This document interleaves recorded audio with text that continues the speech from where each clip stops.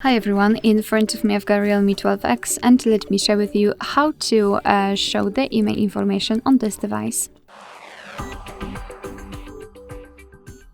So let's start with opening the dialer, as it is the place where we can enter a special code.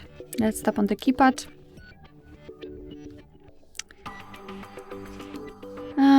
Okay, sorry, that was a misclick. So, as I said, the keypad and enter the code, which is *#06#. And as you can see by this code, we are provided with both IMEI numbers of this device. So let's tap on OK, and let me show you another way through the settings. So let's tap on them. Here we have to scroll down to the very bottom to find about device. And here we have to scroll down again to localize the status. And as you can see here, we've got both IMEI numbers for both SIM slots.